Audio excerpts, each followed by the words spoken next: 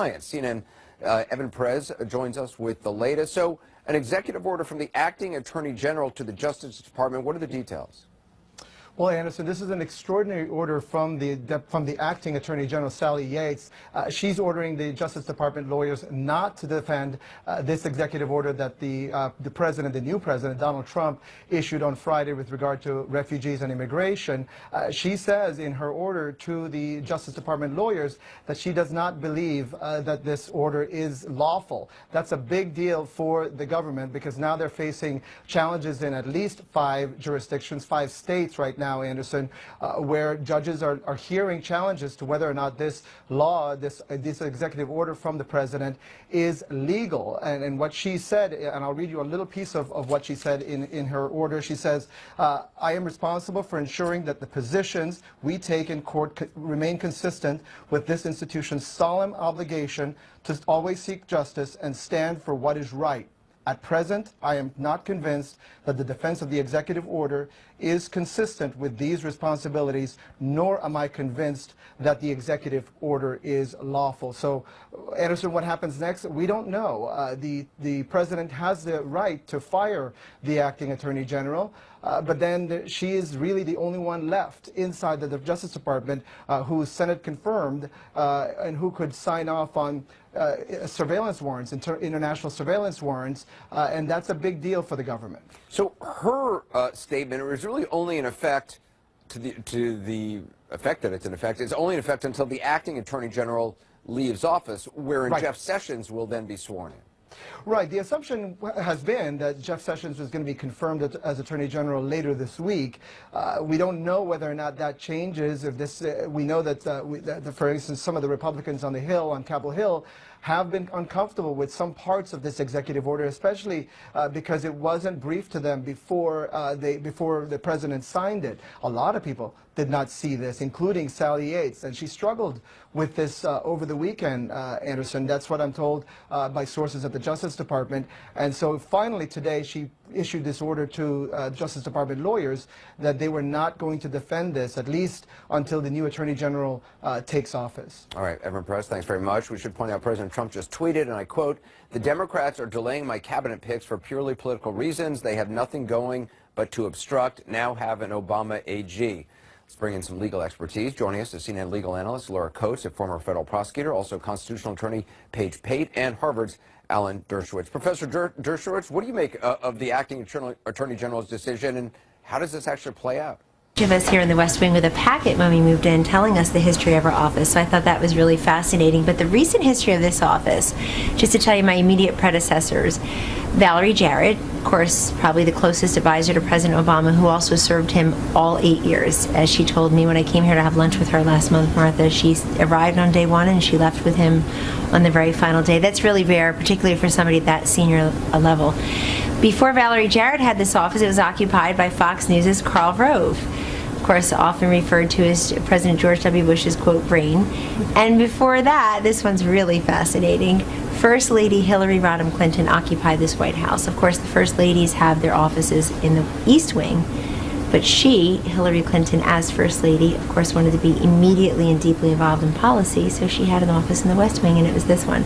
The good omen of all that is that each of those people, Valerie Jarrett, Karl Rove, and Hillary Clinton, served a 2-term president. So I'm going to keep the trend up. That's the karma there, right? In terms of the women who are in leadership roles in the Trump administration, you look back on the march that we saw the day after the president was inaugurated, and very anti-Trump in the course of that protest. Talk to us about what it's like to be a woman in the Trump administration, in the Trump White House. Well, in some ways, it feels like just being one of the men is being one of the women, meaning we're all treated the same by President Trump. But there is a special responsibility. I do feel like I have a vaunted platform, if you will, and a special responsibility to America's women, particularly those who write to me, email me, call me, text me, stop me on the streets or anywhere I really am, Martha, just to say thank you so much for standing up for women and standing up to other women and other people who are trying to diminish the President of the United States. I feel like we're the ones who extend the olive branch quite a bit, and then you have Democrats just today in the Senate saying they will, quote, block any Supreme Court nominee that Donald Trump puts up. They don't even know the person's name yet. They haven't even met him or her. and they've already committed themselves to obstructing and blocking and filibustering that person. So Donald Trump has promised to be the president of all Americans. He's making good on that already. Even those who are protesting him will benefit from his job creation, his wage boosting, his energy and infrastructure investments. But at the same time, it would be good for people to get out of the business of permanent protesting and actually try to find a way to work together. So you bring up the SCOTUS nomination, which we expect tomorrow evening. Democrats could easily say, and in fact they have, well, we're taking this action because that's exactly what Mitch McConnell did to the president's nomination of Garland. Well, but that was different. That was knowing that the president only had less than a year left on his term. And that was not unprecedented in terms of letting the next president, who they all thought would be Hillary Clinton, in fairness, let the next president put his or her Supreme Court nominee up there. The fact is, when there were vacancies for presidents that had more time in their remaining administrations, Martha, they were not filibustered. Do you support, if Senator McConnell wants to push forward the nuclear option, is that something the White House supports? Well, we should take a look at all of our options, and I think Harry Reid, probably now retired, but probably regrets the day that he went so nuclear with the nuclear option, because now his party is no longer in power in the United States Senate, obviously. But Senator McConnell, Leader McConnell, has been very public in expressing his confidence that President Trump's Supreme Court nominee will be confirmed. Leader McConnell did a great job, frankly, in keeping that seat vacant. But you see the resistance that's out there that you just spoke of. So in terms of the nuclear option, when Harry Reid put it through, he did it excluding the Supreme Court for other things, but not for the Supreme Court. So McConnell would have to add the Supreme Court to that as also part of the nuclear option. Do you think that's what he's going to do? Well, that's up to Leader McConnell and his colleagues. Would you be supportive of that? I'm supportive of a fair and full process. President Obama spoke out today for the first time, really, since he left office. And he spoke out about the travel ban that was enacted over the course of the weekend. And he said the president fundamentally disagrees with the notion of discriminating against individuals based on their faith or religion. And he believes that American values are at stake in this decision. What do you think about him speaking out so early on and in the way that he did? He's welcome to say what he wants. It's a free country, including for ex-presidents. But let's back it up a second. President Trump would agree with exactly what you just said there, the first part, which is that we don't believe anybody should be discriminated according to their religion or whatever he said, in addition to what he said.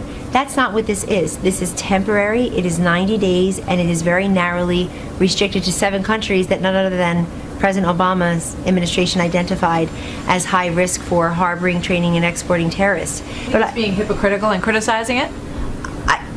He's welcome to say what he wants. What I think is everybody should be reminded it was his list originally, number one. And number two, Martha, that when you're as powerful as an ex-president or a current sitting senator, and you say or do anything that could possibly mislead people into believing that something has an impact and an effect that it clearly does not, it's a dangerous game. In terms of the NSC meetings, we just saw Sean Spicer come out earlier and clarify a few points. He said that Steve Bannon will not be at all of those meetings. In the directive, it said that he would be attending all of those meetings, no? Well, I spoke directly with the president about this today, and Sean, who's doing an amazing job as our press secretary, went out there today and said this is very similar to 2001, 2017, 2009. So when you had the 3 last new presidents, if you will, George W. Bush, Barack Obama, Donald Trump, basically those all said the same thing with respect to the NSC, that someone like Steve Bannon, very akin to David Axelrod for President Obama, Martha, they will come in and out of the meetings as needed and as directed by the president, who of course has the final say over everything we do here. President Trump took another step today. He restored or initiated putting his CIA director, Mike Pompeo, in those meetings as well as part of the NSC. And of course, I believe when President Bush was president, we did not have a DNI, Director of National Intelligence. That's a semi-new office, and that's former Senator Dan Coats. Of course, he'll be involved in that. So you talk about the NSC, I think that when people think of Steve Bannon being in those meetings here and there, it would be like what David Axelrod said his role was. He was not there as a matter of course, but he was there, and of course the Joint Chiefs of Staff will be represented there as well. Okay. Kellyanne, thank you very much. Thank you so much, Martha. Thanks Stop by. I'll have pictures on the wall, I promise. Thank you. So still ahead tonight, Tucker Carlson will join us on the breaking news that the Justice Department is not going to defend President Trump on his travel ban.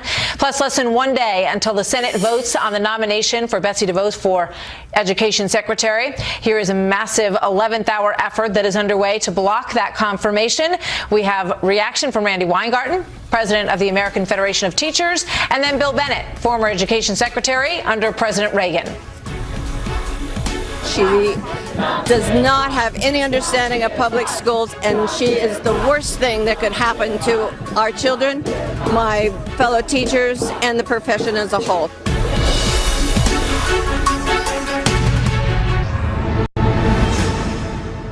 Breaking tonight, we are less than 24 hours away from a Senate committee that will be set to vote on the nomination for Betsy DeVos as Secretary of Education. Progressives from around the country are in the midst of a last-ditch effort to block